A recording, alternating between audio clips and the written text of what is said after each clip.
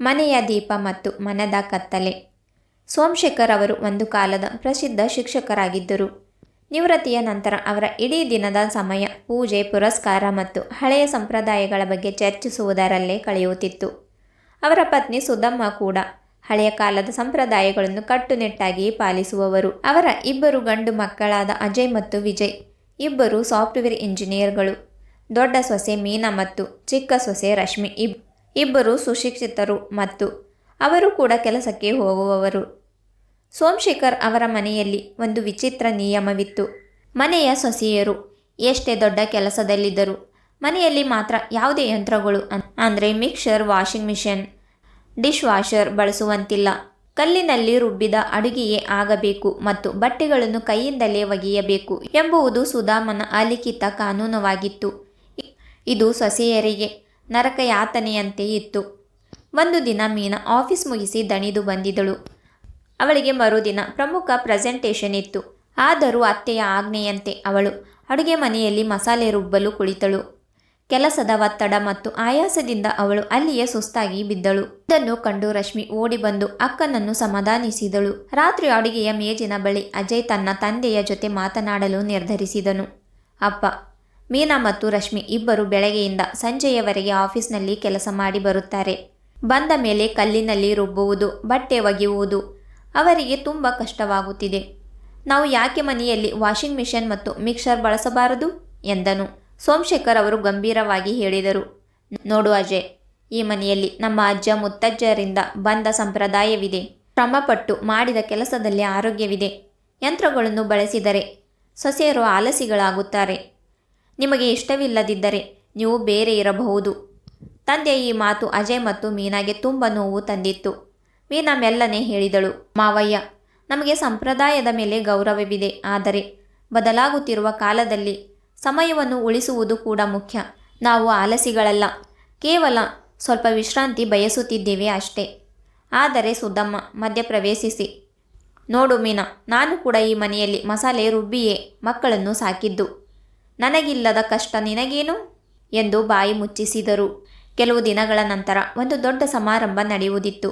ನೂರಾರು ಅತಿಥಿಗಳು ಬರುವವರಿದ್ದರು. ಪ್ರತಿ ಬಾರಿಯಂತೆ ಈ ಬಾರಿಯೂ ಅಡುಗೆಯವರನ್ನು ಕರೆಯಲು ಸೋಮಶೇಖರ್ ನಿರಾಕರಿಸಿದರು. ಸೊಸೆಯರೇ ಅಡುಗೆ ಮಾಡಲಿ, ಆಗಲೇ ನಮ್ಮ ಮನೆಯ ಘನತೆ ತಿಳಿಯುವುದು ಎಂದರು. ಸಮಾರಂಭದ ದಿನ ಮೀನಾ ಮತ್ತು ರಶ್ಮಿ ಇಬ್ಬರು ಬೆಳಗ್ಗೆ 3 ಗಂಟೆಗೆ ಎದ್ದು ಕೆಲಸ ಶುರು ಮಾಡಿದರು. ನೂರಾರು ಜನರಿಗೆ ಕೈಯಲ್ಲೇ ಮಸಾಲೆ ರುಬ್ಬಿ ಎಲ್ಲ ಅಡುಗೆ ಮಾಡಿ ಮತ್ತು ಎಲ್ಲ ಪಾತ್ರೆಗಳನ್ನು ತೊಳೆದು ಅವರು ತುಂಬ ಸುಸ್ತಾಗಿದ್ದರು. ಸಮಾರಂಭ ಮುಗಿಯುವಷ್ಟರಲ್ಲಿ ಸುಧಮ್ಮನಿಗೆ ಅತೀವ ಜ್ವರ ಬಂದು ಹಾಸಿಗೆ ಹಿಡಿದರು. ಮನೆಯಲ್ಲಿ ಅಷ್ಟೊಂದು ಪಾತ್ರೆಗಳು ಬಿದ್ದಿದ್ದವು. ಆದರೆ ಸೊಸೆಯರಿಗೆ ಎದ್ದು ನಿಲ್ಲುವ ಶಕ್ತಿಯೂ ಇರಲಿಲ್ಲ. ಮಾರನೆಯ ದಿನ ಸೋಮಶೇಖರ್ ಅವರ ಗೆಳೆಯರೊಬ್ಬರು ಮನೆಗೆ ಬಂದರು. ಅವರು ನೋಡಿದಾಗ ಇಡೀ ಮನೆ ಅಸ್ತವ್ಯಸ್ತವಾಗಿತ್ತು. ಸುಧಮ್ಮ ಹಾಸಿಗೆ ಹಿಡಿದಿದ್ದರು ಮತ್ತು ಸೊಸೆಯರು ಸುಸ್ತಾಗಿ ಮೂಲೆಯಲ್ಲಿ ಕುಳಿತಿದ್ದರು. ಆ ಗೆಳೆಯ ಹೇಳಿದನು, ಸೋಮಶೇಖರ್, ನೀನು ಸಂಪ್ರದಾಯದ ಹೆಸರಿನಲ್ಲಿ ನಿನ್ನ ಮನೆಯವರನ್ನು ಚಿತ್ರಹಿಂಸೆ ನೀಡುತ್ತಿದೆಯಾ? ಯಂತ್ರಗಳು ಮನುಷ್ಯನ ಗುಲಾಮಗಿರಿಗಾಗಿಯೇ ಹೊರತು ಮನುಷ್ಯರು ಯಂತ್ರಗಳಾಗಬಾರದು. ನಿನ್ನ ಸೊಸೆಯರು ನಿನ್ನ ಮನೆಯ ದೀಪಗಳು. ಅವರನ್ನು ಕೆಲಸದ ಆಳುಗಳಂತೆ ನೋಡಬೇಡ ಅಂತ ಹೇಳಿದರು. ಈ ಮಾತು ಸೋಮಶೇಖರ್ ಅವರಿಗೆ ಚುಚ್ಚಿದಂತಾಯಿತು. ಅವರು ಒಳಗೆ ಹೋಗಿ ನೋಡಿದಾಗ ಮೀನಾ ಮತ್ತು ರಶ್ಮಿ ಒಬ್ಬರಿಗೊಬ್ಬರು ನೋವನ್ನು ಹಂಚಿಕೊಳ್ಳುತ್ತಾ ಕಣ್ಣೀರು ಹಾಕುತ್ತಿದ್ದರು. ಆವಾಗ ಅವರು ತಾನು ಎಷ್ಟು ದೊಡ್ಡ ತಪ್ಪು ಮಾಡಿದ್ದೇನೆ ಎಂದು ಅರಿತರು. ಸೋಮಶೇಖರ್ ಕೂಡಲೇ ಹೊರಗೆ ಹೋಗಿ ಮಿಕ್ಸರ್, ವಾಷಿಂಗ್ ಮಿಷನ್ ಮತ್ತು ಬೇಕಾದ ಎಲ್ಲ ಆಧುನಿಕ ಸೌಲಭ್ಯಗಳನ್ನು ಆರ್ಡರ್ ಮಾಡಿದರು. ಸಂಜೆ ಅಜಯ್ ಮತ್ತು ವಿಜಯ್ ಮನೆಗೆ ಬಂದಾಗ ತಂದೆ ಮಕ್ಕಳ ಕೈ ಹಿಡಿದು ಹೇಳಿದರು, ಮಕ್ಕಳೇ, ಇಷ್ಟು ದಿನ ನಾನು ಸಂಪ್ರದಾಯದ ಅಹಂಕಾರದಲ್ಲಿ ಕಣ್ಣು ಮುಚ್ಚಿ ಕುಳಿತಿದ್ದೆ. ಇನ್ನು ಮುಂದೆ ಈ ಮನೆಯಲ್ಲಿ ನಿಯಮಗಳಿಗಿಂತ ಹೆಚ್ಚಾಗಿ ಜನರ ಆರೋಗ್ಯ ಮತ್ತು ಸುಖಕ್ಕೆ ಮೊದಲ ಸ್ಥಾನ ಅಂತ ಹೇಳಿದರು.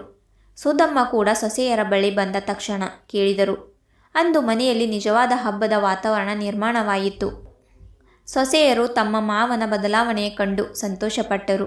ಸೋಮಶೇಖರ್ ಅವರು ಅಂದು ಅರಿತ ಸತ್ಯವೇನೆಂದರೆ, ಸಂಪ್ರದಾಯಗಳು ಮನುಷ್ಯರ ನೆಮ್ಮದಿಗಾಗಿ ಇರಬೇಕೇ ಹೊರತು ಮನುಷ್ಯರನ್ನು ಬಂಧಿಸಲು ಅಲ್ಲ. ಸಮಯಕ್ಕೆ ತಕ್ಕಂತೆ ಬದಲಾಗುವುದು ಬುದ್ಧಿವಂತಿಕೆ. ಕುಟುಂಬದಲ್ಲಿ ಪ್ರೀತಿ ಮತ್ತು ಪರಸ್ಪರ ಸಹಕಾರವಿದ್ದರೆ ಮಾತ್ರ ಸಂಪ್ರದಾಯಗಳು ಅರ್ಥಪೂರ್ಣವಾಗುತ್ತವೆ. ಹಿರಿಯರು ತಮ್ಮ ಹಠವನ್ನು ಬಿಟ್ಟು ಕಿರಿಯರ ಸಂಕಷ್ಟವನ್ನು ಅರ್ಥ ಮಾಡಿಕೊಂಡಾಗ ಮಾತ್ರ ಸಂಸಾರ ಎಂಬ ಹಡಗು ಸುಸೂತ್ರವಾಗಿ ಸಾಗುತ್ತದೆ. ರಾಘವೇಂದ್ರ ರಾಯರು ಆ ಹಳ್ಳಿಯ ದೊಡ್ಡ ಮನೆತನದವರು. 70 ದಾಟಿದರೂ ಅವರಲ್ಲಿ ಇಂದಿಗೂ ಅದೇ ಹಳೆಯ ಟಿವಿ, ಅದೇ ಗಾಂಭೀರ್ಯ. ಅವರ ಮನೆಯಲ್ಲಿ ಅವರದೇ ಅಂತಿಮ ನಿರ್ಧಾರ. ಅವರ ಪತ್ನಿ ಸಾವಿತ್ರಮ್ಮ ಪತಿಯ ನೆರಳಿನಂತೆ ಬದುಕಿದವರು. ರಾಯರಿಗೆ 2 ಗಂಡು ಮಕ್ಕಳು, ಕಿರಣ್ ಮತ್ತು ವರುಣ್. ಕಿರಣ್ ಬೆಂಗಳೂರಿನ ಸಾಫ್ಟ್ವೇರ್ ಇಂಜಿನಿಯರ್ ಆಗಿದ್ದರೆ ವರುಣ್ ಹಳ್ಳಿಯಲ್ಲೇ ಇದ್ದು ತಂದೆಯ ಜೊತೆ ಜಮೀನು ನೋಡಿಕೊಳ್ಳುತ್ತಿದ್ದ. ಕಿರಣ್ನ ಪತ್ನಿ ಸುಮಾ ಕೂಡ ಕೆಲಸಕ್ಕೆ ಹೋಗುವವಳು. ಆದರೆ ಹಳ್ಳಿಯಲ್ಲಿರುವ ವರುಣನ ಪತ್ನಿ ಗೀತಾ ಇಡೀ ಮನೆಯ ಜವಾಬ್ದಾರಿಯನ್ನು ಹೊತ್ತಿದಳು. ರಾಘವೇಂದ್ರ ರಾಯರ ಮನೆಯಲ್ಲಿ ಒಂದು ಕಟ್ಟುನಿಟ್ಟಾದ ನಿಯಮವಿತ್ತು. ಮನೆಯಲ್ಲಿ ಎಷ್ಟೇ ಕೆಲಸವಿದ್ದರೂ ಹೊರಗಿನವರು ಕೆಲಸಕ್ಕೆ ಕರೆಯುವಂತಿಲ್ಲ. ಮನೆಯ ಗೌರವ ಉಳಿಯುವುದು ಸೊಸೆಯ ಕೈರುಚಿಯಲ್ಲಿ ಮತ್ತು ಅವಳ ಶ್ರಮದಲ್ಲಿ ಮಾತ್ರ ಅಂತ ಹೇಳುತ್ತಿದ್ದರು. ಸಮಸ್ಯೆಯ ಆರಂಭ. ಗೀತಾ ಬೆಳಗ್ಗೆ 4 ಗಂಟೆಗೆ ಎದ್ದರೆ ರಾತ್ರಿ 11ರವರೆಗೆ ವಿಶ್ರಾಂತಿ ಪಡೆಯುತ್ತಿರಲಿಲ್ಲ. ಬಟ್ಟೆ ಒಗೆಯುವುದು, ಹಟ್ಟಿಯ ಕೆಲಸ, ಅಡುಗೆ, ಮಾವನ ಪೂಜೆಗೆ ಸಿದ್ಧತೆ, ಹೀಗೆ ಅವಳ ದಿನಚರಿ ಸಾಗುತ್ತಿತ್ತು. ಹಬ್ಬ ಬಂದರಂತೂ ಅವಳ ಕಷ್ಟ ಹೇಳತೀರದ್ದು. ಇತ್ತೀಚೆಗೆ ಅವಳಿಗೆ ತೀವ್ರ ಬೆನ್ನು ನೋವು ಶುರುವಾಗಿತ್ತು. ಒಂದು ದಿನ ಕಿರಣ್ ಮತ್ತು ಸುಮಾ ಬೆಂಗಳೂರಿನಿಂದ ಹಳ್ಳಿಗೆ ಬಂದಿದ್ದರು. ಗೀತಾ ಸುಸ್ತಾಗಿ ಅಡುಗೆ ಮನೆಯಲ್ಲಿ ಕುಳಿತಿರುವುದನ್ನು ಕಂಡು ಸುಮಾ ಅತ್ತೆಯ ಬಳಿ ಹೋದರು. ಅತ್ತೆಯವರೇ, ಗೀತಾ ತುಂಬ ಸುಸ್ತಾಗಿದ್ದಾಳೆ. ಕನಿಷ್ಠ ಬಟ್ಟೆ ಒಗೆಯಲು ಮತ್ತು ಪಾತ್ರೆ ತೊಳೆಯಲು ಒಬ್ಬ ಕೆಲಸದವರನ್ನು ಇಟ್ಟುಕೊಳ್ಳಬಹುದಲ್ಲವೇ ಎಂದು ಸುಮಾ ಮೆಲ್ಲನೆ ಹೇಳಿದಳು. ಅದನ್ನು ಕೇಳಿ ಸಾವಿತ್ರಮ್ಮ ಗಾಬರಿಯಿಂದ, ಅಯ್ಯೋ ಸುಮಾ, ಮೆಲ್ಲಗೆ ಮಾತನಾಡು. ನಿನ್ನ ಮಾವನವರಿಗೆ ಈ ಮಾತು ಕೇಳಿಸಿದರೆ ಮನೆಯೇ ಅಲಗಾಡುತ್ತದೆ. ನಮ್ಮ ಮನೆತನದ ಸೊಸೆಯರು ಪರವೊಬ್ಬರ ಕೈಯಲ್ಲಿ ಕೆಲಸ ಮಾಡಿಸುವುದು ಅವರಿಗೆ ಇಷ್ಟವಿಲ್ಲ. ನಾನು ಇಷ್ಟು ಕಾಲ ಹೀಗೆಯೇ ಮಾಡಿದ್ದು ಎಂದರು. ರಾತ್ರಿ ಊಟದ ಸಮಯದಲ್ಲಿ ಕಿರಣ್ ಈ ವಿಷಯವನ್ನು ಪ್ರಸ್ತಾಪಿಸಿದ್ದ. ಅಪ್ಪ, ಗೀತಾಳಿಗೆ ಬೆನ್ನು ನೋವು ಜಾಸ್ತಿಯಾಗಿದೆ. ಬೆಂಗಳೂರಿನಿಂದ ನಾನು ಒಂದು ವಾಷಿಂಗ್ ಮಿಷನ್ ಮತ್ತು ಮಿಕ್ಸರ್ ಕಳುಹಿಸಿ ಕೊಡುತ್ತೇನೆ. ಸ್ವಲ್ಪ ಅವಳಿಗೂ ಆರಾಮವಾಗಲಿ ಎಂದನು. ರಾಘವೇಂದ್ರ ರಾಯರು ತಟ್ಟೆ ಬದಿಗೆ ಸರಿಸಿ ಗಂಭೀರವಾಗಿ ಹೇಳಿದರು, ನೋಡು ಕಿರಣ್, ಯಂತ್ರಗಳು ಮನುಷ್ಯನನ್ನು ಸೋಮಾರಿಯಾಗಿಸುತ್ತವೆ. ಈ ಮನೆಯಲ್ಲಿ ಕಲ್ಲಿನಲ್ಲಿ ರುಬ್ಬಿದ ಮಸಾಲೆಯಿಂದಲೇ ಅಡುಗೆಯಾಗಬೇಕು. ಕೈಯಿಂದ ಒಗೆದ ಬಟ್ಟೆಯೇ ಶುಭ್ರ. ನನ್ನ ತಾಯಿ, ನಿನ್ನ ತಾಯಿ ಎಲ್ಲರೂ ಇದನ್ನೇ ಮಾಡಿದ್ದು. ಗೀತಾಳಿಗೆ ಏನು ಮಹಾ ಕಷ್ಟ ಬಂದಿದೆ ಅಂತ ಹೇಳುತ್ತಾರೆ. ಗೀತಾ ತಲೆ ತಗ್ಗಿಸಿ ಕಣ್ಣೀರು ಸುರಿಸುತ್ತಿದ್ದಳು. ವರುಣ್ ತಂದೆಯ ಎದುರು ಮಾತನಾಡುವ ಧೈರ್ಯವಿಲ್ಲದೆ ಸುಮ್ಮನೆ ಕುಳಿತಿದ್ದ. ಸುಮಾಳಿಗೆ ಇದು ಅನ್ಯಾಯವೆನಿಸಿತ್ತು. ಅವಳು ನೇರವಾಗಿ ಕೇಳಿದಳು, ಮಾವಯ್ಯ, ಅತ್ತೆಯ ಕಾಲದಲ್ಲಿ ಅವರಿಗೆ ಜಮೀನು ನೋಡಿಕೊಳ್ಳುವ ಒತ್ತಡವಿರಲಿಲ್ಲ ಅಥವಾ ಈಗಿನಂತೆ ಬದಲಾದ ಜೀವನ ಶೈಲಿ ಇರಲಿಲ್ಲ. ಗೀತಾ ಬೆಳಗ್ಗೆಯಿಂದ ಸಂಜೆಯವರೆಗೆ ಯಂತ್ರದಂತೆ ಕೆಲಸ ಮಾಡುತ್ತಿದ್ದಾಳೆ. ಶ್ರಮ ಇರಬೇಕು ನಿಜ, ಆದರೆ ಅದು ಹಿಂಸೆ ಆಗಬಾರದು ಅಲ್ವೇ ಅಂತ ಕೇಳಿದಳು. ರಾಯರು ಕೋಪದಿಂದ ಎದ್ದು ನಿಂತರು. ನನಗೆ ಬುದ್ಧಿ ಹೇಳುವಷ್ಟು ದೊಡ್ಡವಳಾದೆಯಾ? ನಿನಗೆ ಈ ಮನೆಯ ನಿಯಮ ಇಷ್ಟವಿಲ್ಲದಿದ್ದರೆ ನೀನು ಈಗಲೇ ಬೆಂಗಳೂರಿಗೆ ಹೊರಡಬಹುದು ಎಂದು ಅಬ್ಬರಿಸಿದರು. ಅಂದು ರಾತ್ರಿ ಮನೆಯಲ್ಲಿ ಯಾರೂ ಸರಿಯಾಗಿ ಊಟ ಮಾಡಲಿಲ್ಲ. 1 ವಾರದ ನಂತರ ಮನೆಯಲ್ಲಿ ದೊಡ್ಡ ಶಾಂತಿ ಹೋಮ ಹಮ್ಮಿಕೊಳ್ಳಲಾಗಿತ್ತು. 100 ಗೆಸ್ಟ್ಗಳು ಬಂದಿದ್ದರು. ರಾಯರು ಅಡುಗೆಯವರನ್ನು ಕರೆಯಲು ಬಿಡಲಿಲ್ಲ. ಗೀತಾ ಮತ್ತು ಸಾವಿತ್ರಮ್ಮ ಸೇರಿ ಅಡುಗೆ ಮಾಡುತ್ತಾರೆ ಎಂಬುದು ಅವರ ಆಜ್ಞೆಯಾಗಿತ್ತು. ಕೆಲಸದ ಒತ್ತಡ, ಬಿಸಿಲು ಮತ್ತು ನಿರಂತರ ಶ್ರಮದಿಂದಾಗಿ ಮಧ್ಯಾಹ್ನ ಅಡುಗೆ ಮಾಡುವಾಗಲೇ ಗೀತಾ ಮೂರ್ಛೆ ಹೋಗಿ ಬಿದ್ದಳು. ಮನೆಯಲ್ಲಿ ಹಾಹಾಕಾರ ಶುರುವಾಯಿತು. ವೈದ್ಯರು ಬಂದು ಪರೀಕ್ಷಿಸಿ, ಇವರಿಗೆ ಅತೀವವಾದ ಸುಸ್ತು ಮತ್ತು ರಕ್ತದೊತ್ತಡ ಕಡಿಮೆಯಾಗಿದೆ. ಇನ್ನು ಕೆಲವು ದಿನ ಇವರು ವಿಶ್ರಾಂತಿ ಪಡೆಯದಿದ್ದರೆ ಅಪಾಯ ತಪ್ಪಿದ್ದಲ್ಲ ಎಂದು ಎಚ್ಚರಿಸಿದರು. ಈಗ ಅಡುಗೆ ಮನೆ ಸ್ತಬ್ಧವಾಯಿತು. ಬಂದ ಅತಿಥಿಗಳ ಊಟ ಹಾಕುವವರೇ ಇಲ್ಲದಂತಾಯಿತು. ಸಾವಿತ್ರಮ್ಮ ಒಬ್ಬರೇ ಏನು ಮಾಡಲು ಸಾಧ್ಯ? ಅಂದು ರಾಯರು ಅತಿಥಿಗಳ ಮುಂದೆ ತಲೆ ತಗ್ಗಿಸುವಂತಾಯಿತು. ನೆರೆಹೊರೆಯವರು, ಎಷ್ಟೊಂದು ಶ್ರೀಮಂತಿಕೆ ಇದ್ದು ಏನು ಪ್ರಯೋಜನ? ಮನೆಯ ಸೊಸೆಯನ್ನೇ ಕೆಲಸದವಳಂತೆ ನಡೆಸಿಕೊಂಡರೆ ಹೀಗೆಯೇ ಆಗುವುದು ಎಂದು ಪಿಸುಗುಟ್ಟಿದ್ದು ರಾಯರ ಕಿವಿಗೆ ಬಿತ್ತು. ಸಂಜೆ ರಾಯರು ಗೀತಾ ಮಲಗಿದ್ದ ಕೋಣೆಗೆ ಹೋದರು.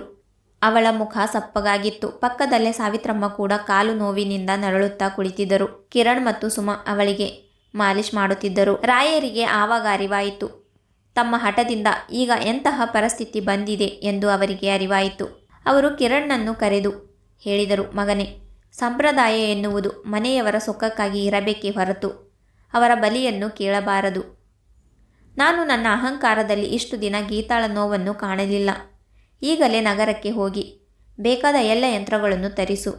ಅಷ್ಟೇ ಅಲ್ಲ, ನಾಳೆಯಿಂದ 2 ಕೆಲಸದವರನ್ನು ನೇಮಿಸು ಎಂದು ಹೇಳಿದನು. ಸಾವಿತ್ರಮ್ಮ ಮತ್ತು ಗೀತಾ ಆಶ್ಚರ್ಯದಿಂದ ರಾಯರನ್ನು ನೋಡಿದರು. ರಾಯರು ಮುಂದುವರಿಸಿದರು. ಗೀತಾ, ನನ್ನನ್ನು ಕ್ಷಮಿಸು ಮಗಳೇ. ಮನೆತನದ ಗೌರವ ಸೊಸೆಯ ಶ್ರಮದಲ್ಲಿದೆ ಎಂದುಕೊಂಡಿದ್ದೆ, ಆದರೆ ಅದು ಸೊಸೆಯ ನಗುವಿನಲ್ಲಿದೆ ಎಂಬ ಸತ್ಯ ಇಂದು ತಿಳಿಯಿತು. ಅಂದಿನಿಂದ ಆ ಮನೆಯ ವಾತಾವರಣವೇ ಬದಲಾಯಿತು. ಗೀತಾಳಿಗೆ ಈಗ ಬಿಡುವಿನ ಸಮಯ ಸಿಗುತ್ತಿತ್ತು. ಅವಳು ತನ್ನ ಮಗುವಿನ ಜೊತೆ ಆಟವಾಡಲು, ಸಂಜೆ ದೇವಸ್ಥಾನಕ್ಕೆ ಹೋಗಲು ಸಮಯ ಕಂಡುಕೊಂಡಳು. ಮನೆಯಲ್ಲಿ ಶಾಂತಿ ನೆಲೆಸಿತ್ತು. ಈ ಕಥೆಯು ಇಂದಿನ ಸಮಾಜದ ಪುರುಷ ಪ್ರಧಾನ ಮತ್ತು ಹಳೆಯ ಸಂಪ್ರದಾಯದ ಹಠಮಾರಿ ಧೋರಣೆಯನ್ನು ಎತ್ತಿ ತೋರಿಸುತ್ತದೆ. ಕಾಲಕ್ಕೆ ತಕ್ಕ ಬದಲಾವಣೆ. ಸಂಪ್ರದಾಯಗಳು ಮನುಷ್ಯನಿಗಾಗಿಯೇ ಹೊರತು ಮನುಷ್ಯ ಸಂಪ್ರದಾಯಕ್ಕಾಗಿ ಅಲ್ಲ.